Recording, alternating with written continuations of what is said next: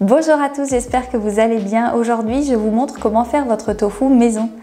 Vous avez été nombreux à me demander comment je le faisais, notamment suite à la vidéo de la semaine dernière dans laquelle je vous montrais mes menus sur une journée.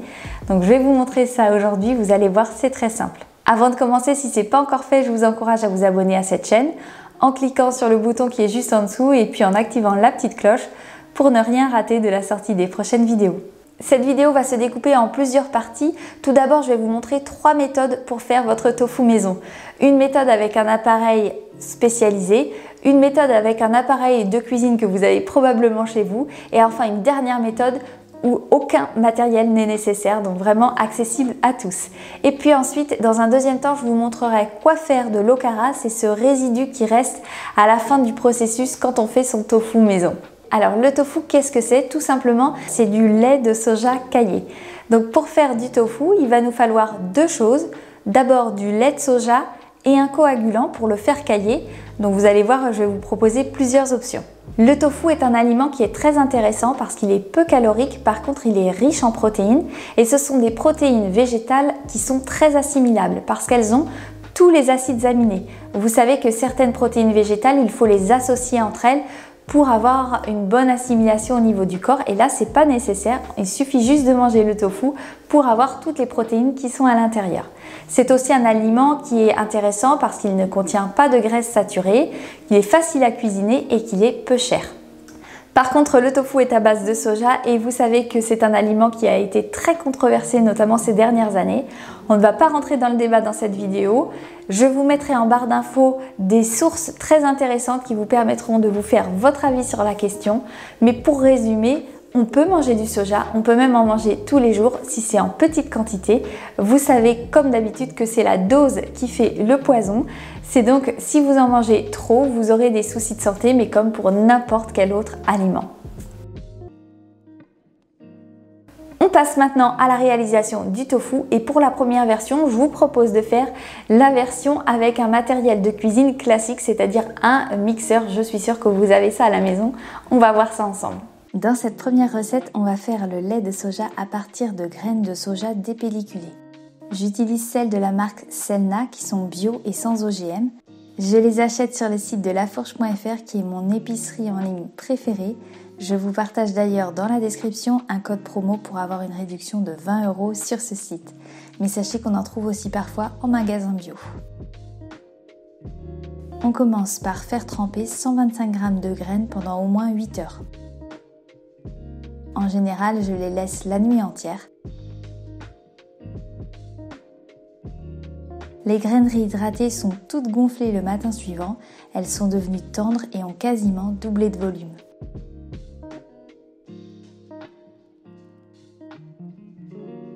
On va ensuite les broyer dans un mixeur.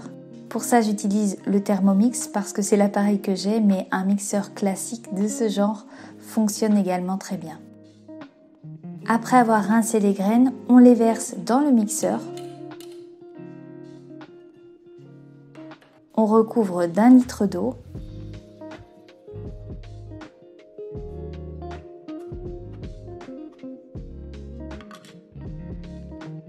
Il suffit ensuite de les broyer pendant quelques secondes et on obtient un jus de soja. Attention, tel quel, ce jus est toxique, il faut absolument le faire bouillir pour pouvoir le consommer et le préparer. On le verse ensuite dans une casserole et on porte à ébullition et on laisse frémir pendant environ 20 minutes. Il faut bien surveiller parce que c'est un lait qui déborde facilement et qui peut accrocher au fond si vous chauffez trop fort. On filtre ensuite le lait avec une étamine, un sac à lait ou encore un sac à vrac. C'est ce que j'utilise ici. C'est un petit sac en coton très fin. On le place dans la passoire et on va comme ça récupérer l'okara. C'est cette pulpe protéinée qui va nous servir pour d'autres recettes salées comme sucrées. D'ailleurs, à la fin de cette vidéo, on fera ensemble 2 recettes pour vous donner des idées concrètes d'utilisation.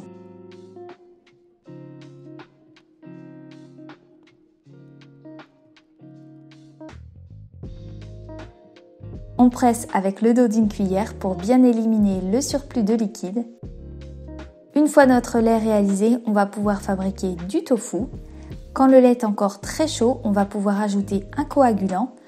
Pour cette première recette, je vais utiliser 50 g de jus de citron, soit frais, soit en bouteille. On le verse et on mélange bien.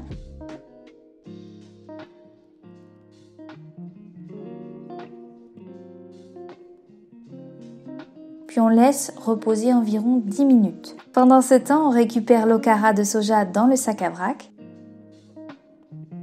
Si on ne l'utilise pas tout de suite, on peut le mettre dans une boîte hermétique au frigo ou même le congeler.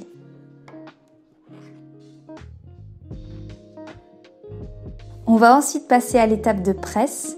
Pour ça, j'utilise un moule à tofu que j'ai acheté sur internet pour quelques euros seulement. Là encore, je vous mets la référence en barre d'infos. Mais si vous ne voulez pas investir dans ce petit moule, il est tout à fait possible d'utiliser un bac à faisselle, un tupperware troué ou voire même une passoire. On recouvre le récipient d'un lange ou d'une étamine, puis on verse le lait de soja caillé à l'intérieur.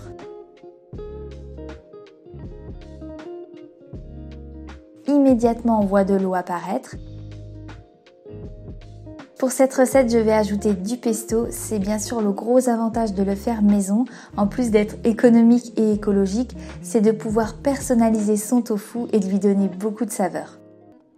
On mélange bien, puis on referme de façon régulière les bords du lange.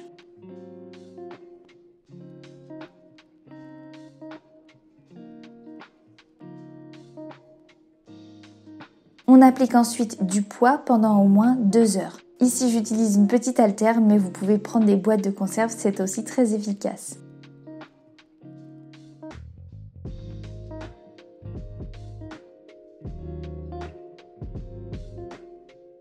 Voilà le résultat. La texture est assez fondante, c'est aussi dû au pesto.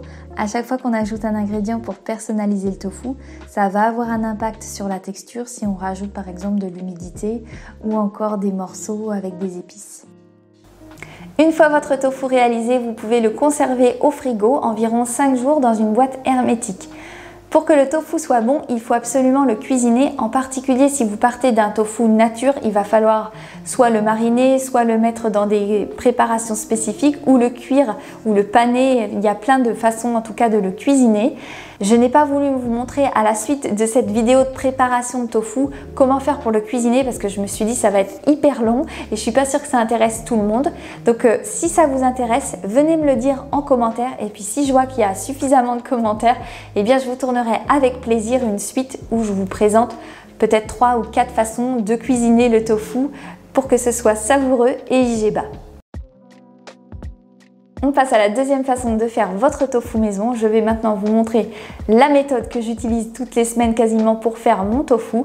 Pour ça, j'utilise un appareil qui s'appelle le Soyabella. Je vous en avais déjà parlé dans cette vidéo dans laquelle je vous montrais comment faire votre lait d'avoine maison. C'est un appareil qui permet de faire des laits végétaux qui est très efficace. Il est très vite rentabilisé si on fait ses laits végétaux quasiment toutes les semaines à la maison. Je vous mettrai un lien en barre d'infos si vous êtes intéressé et que vous voulez aller jeter un coup d'œil. On commence par verser les graines de soja réhydratées dans le tamis. Comme pour la première recette, j'avais mis 125 g de soja dépelliculé à tremper pour une nuit. On vient clipser ensuite le couvercle. Dans la cuve, on verse 1 litre d'eau. On branche l'appareil.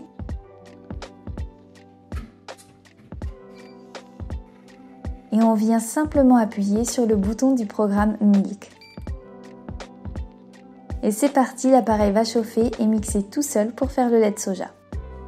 Pendant ce temps, on prépare le coagulant. Pour cette recette, j'ai utilisé du sel Nigari.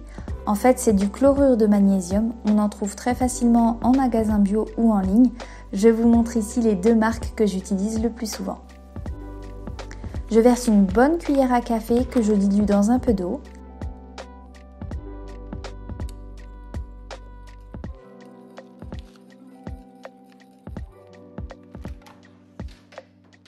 Le Soyabella a fini son travail, le lait de soja est donc directement prêt à être utilisé.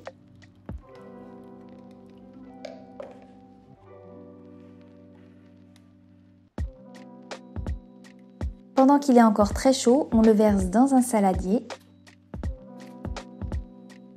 et on ajoute le nigari dilué. On donne quelques coups de spatule et on laisse reposer pour au moins 15 minutes.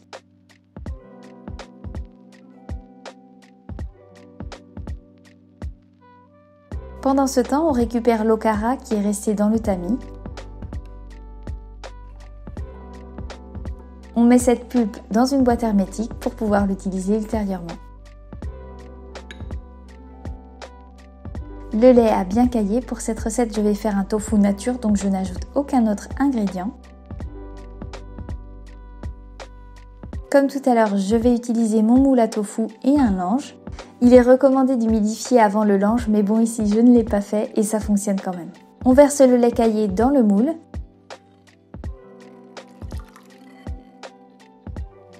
Même sans presser, on voit qu'on obtient déjà beaucoup de petits laits.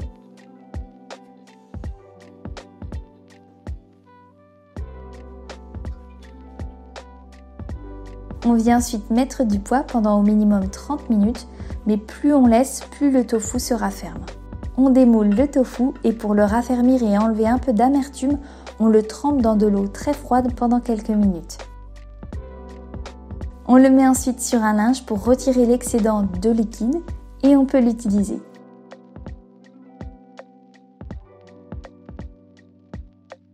Si on veut le garder pour plus tard, on le met simplement dans une boîte hermétique en le couvrant d'eau froide et on le conserve au frigo pendant plusieurs jours. Et maintenant, je vous montre la dernière façon de faire votre tofu maison. C'est une méthode qui ne nécessite aucun matériel à part une casserole et une passoire. Donc je suis à peu près certaine que tout le monde a ça chez soi. C'est parti, je vous montre en image comment faire. Pour cette dernière méthode, on va partir d'une brique de lait de soja ou de jus de soja du commerce. Il faut s'assurer de choisir un lait bio, sans sucre ajouté ni aucun parfum. Autre point important, il faut regarder dans la liste d'ingrédients et choisir un lait qui a une concentration d'au minimum 8%. Plus la concentration va être forte en soja, plus vous obtiendrez de tofu à la fin. On commence par verser le lait dans une casserole et le faire chauffer jusqu'à environ 85 degrés. Pendant ce temps, on prépare le nigari.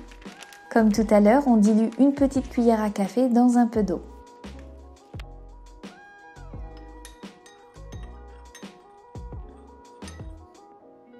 On surveille bien le lait et quand une petite peau se forme à la surface, il est normalement à bonne température.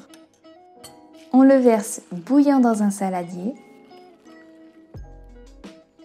et on ajoute le nigari dilué.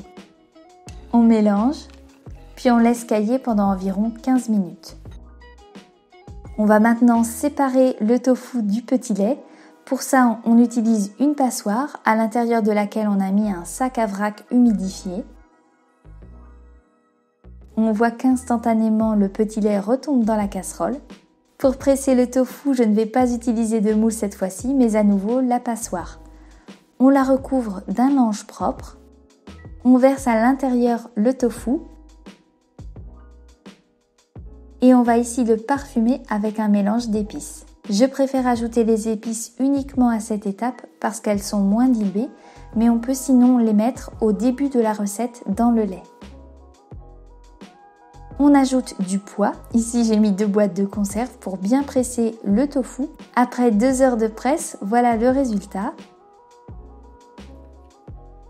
Donc il faut savoir qu'avec les épices, le tofu a tendance à un peu moins bien se tenir et s'effriter davantage.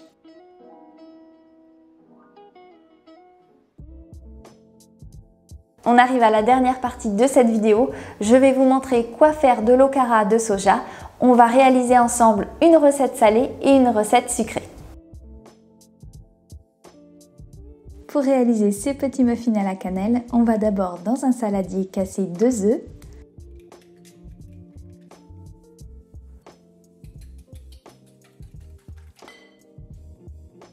On ajoute tout l'okara récupéré pour un bloc de tofu.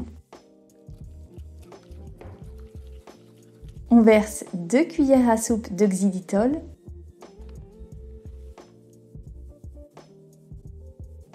Et 2 cuillères à soupe de sirop d'agave.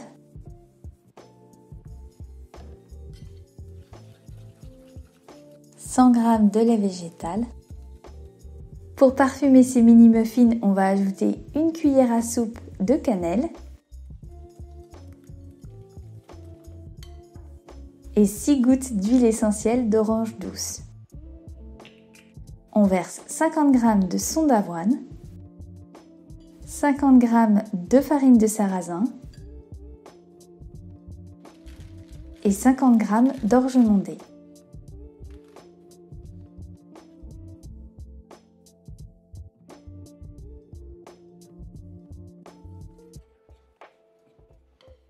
Pour le côté gourmand, on vient ajouter 40 g de pépites de chocolat noir à 70%.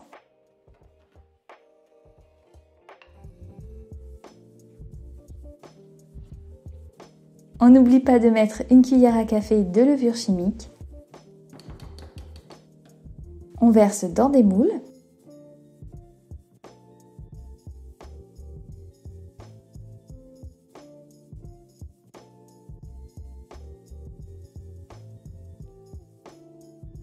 Enfin, on enfourne dans un four préchauffé à 180 degrés pendant 20 à 25 minutes. Voilà le résultat des petits muffins IGBA protéinés, parfait pour accompagner une petite collation ou finir son repas sur une note sucrée. Pour la recette salée, je vous propose de réaliser des boulettes véganes. Dans un saladier, on verse l'eau cara récupérée pour 1 litre de lait de soja. On ajoute un oignon émincé,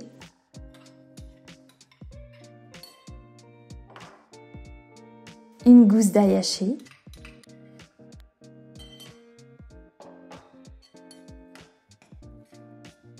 on ajoute 2 cuillères à soupe de sauce tomate,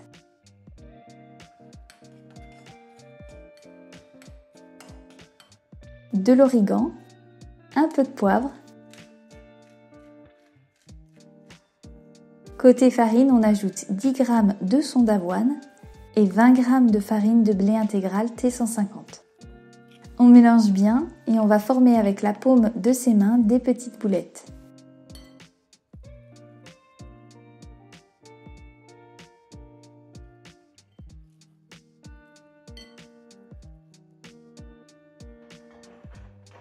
Pour les cuire, on verse un filet d'huile d'olive dans une poêle anti-adhésive et on va les faire revenir pendant quelques minutes sur les différentes faces.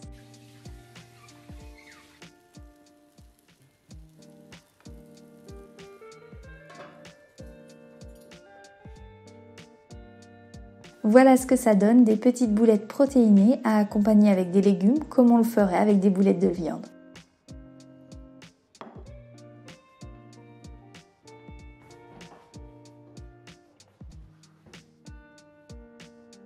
Merci d'avoir regardé cette vidéo jusqu'au bout. Si cette vidéo vous a plu, n'hésitez pas à la liker pour me le dire.